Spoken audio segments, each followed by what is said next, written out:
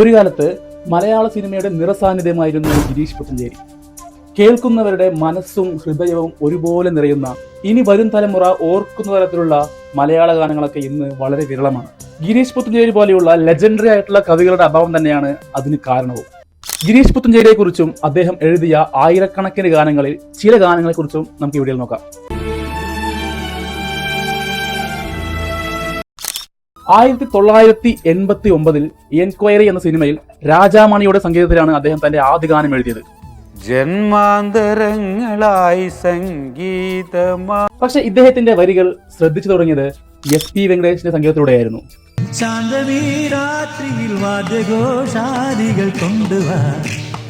ഏകദേശം 40-ൽ കൂടുതൽ സിനിമകളിൽ ഇവർ തമ്മിൽ ഒരുമിച്ചിട്ടുണ്ട്. ഒരു വല്ലം പൊന്നും പൂവും കരിനീല ചാന്തും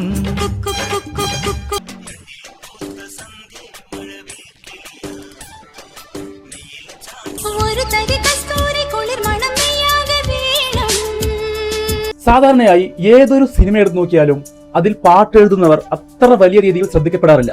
പക്ഷെ ഗിരീഷ് പുത്തഞ്ചേരിയെ സംബന്ധിച്ചിടത്തോളം അദ്ദേഹത്തിന്റെ വരികൾക്ക് സംഗീതം നിർവഹിക്കുന്നത് പല കമ്പോസേഴ്സിന്റെയും ലക്കാണ്.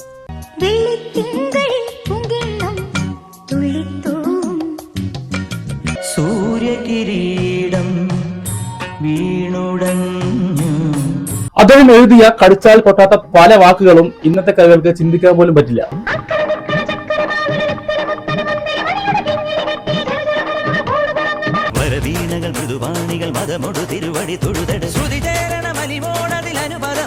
ഒരു അച്ഛൻ നഷ്ടപ്പെട്ട മകന്റെ വേദന ഇതിലും ഭംഗിയായി വിവരിക്കാൻ ഗിരീഷ് പുത്തഞ്ചേരി മാത്രമേ കഴിയുള്ളൂ.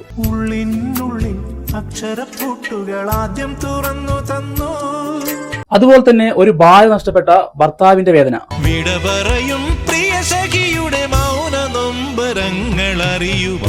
സംവിധായകൻ പറഞ്ഞു തന്റെ നായിക ഒളിച്ചോടുകയാണ്, അതിന് പറ്റിയ ഒരു ഗാനം വേണം, തന്റെ നായികയെ വരികളിലൂടെ മാക്സിമം വർണ്ണിക്കണം.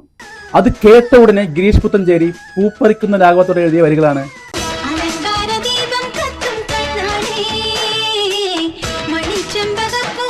പിന്നീട് 96-ലാണ് ഗിരീഷ് പുത്തഞ്ചേരി നമ്മുടെ വിദ്യാജിയുമായി ഒന്നിക്കുന്നത്.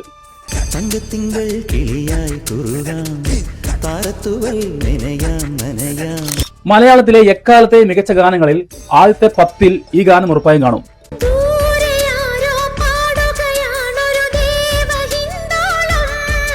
ഗിരീഷ് പുത്തഞ്ചേരി, വിദ്യാജി ഇവർ തമ്മിൽ ഒന്നിച്ചപ്പോൾ പിറന്ന ഗാനങ്ങളെല്ലാം ഒരുതരം വീഞ്ഞു പോലെയാണ്. പഴകും തോറും വീര്യം കൂടും.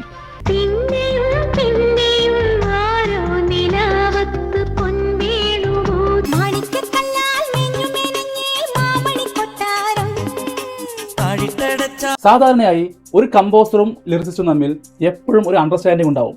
പക്ഷെ വിദ്യാജിയെയും ഗിരീഷ് പുത്തഞ്ചേരിയെ സംബന്ധിച്ചിടത്തോളം ഇവർ തമ്മിൽ മത്സരമാണ്.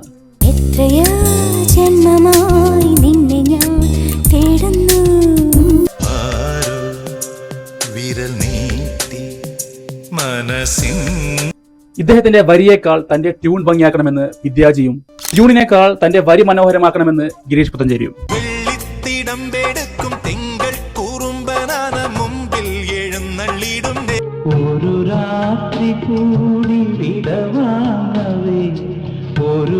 സംവിധാനം ചെയ്ത മിക്ക സിനിമകളിലും ഭക്തിഗാനങ്ങൾ ഉപയോഗിക്കുന്ന ഒരു വ്യക്തിയാണ് ലാൽ ജോസ്.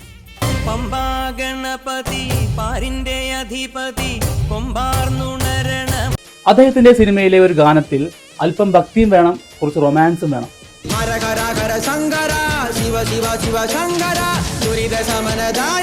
അത് കേട്ടപാടെ ഗിരീഷ് പുത്തഞ്ചേരി എഴുതിയ വരിയാണ് ഇത്.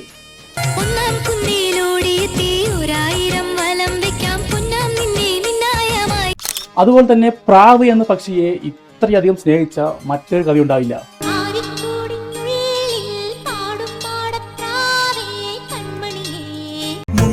പാടത്തെ മുത്തും പവിഴവും കൊയ്യാനെത്തണ പ്രാവാണ്.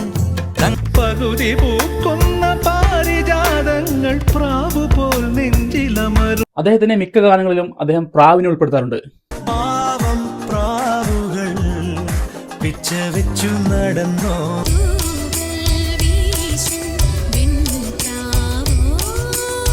ൂരാകെ തെണ്ടുന്നോരമ്പല പ്രാവുകൾ നാടാകെ പാടിയ. മണിരത്നത്തിലെ സിനിമയിലെ ഒരു ഗാനം ആദ്യത്തെ 4 വരി മലയാളമാണ്.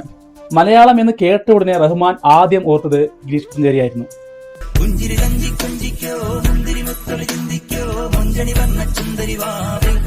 തമിഴിലെ മറ്റൊരു ലെജൻഡ് കമ്പോസറാണ് ഇസൈ തെൻട്രൽ ദേവ.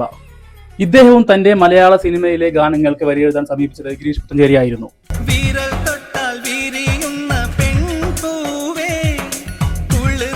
അതുപോലെ തന്നെ മറ്റൊരു തമിഴ് കമ്പോസർ ഭരദ്വാജ്. ഇദ്ദേഹം ആദ്യമായി ചെയ്ത മലയാള സിനിമയ്ക്ക് വരികൾ എഴുതിയത് ഗിരീഷ് പുത്തഞ്ചേരി തന്നെയായിരുന്നു.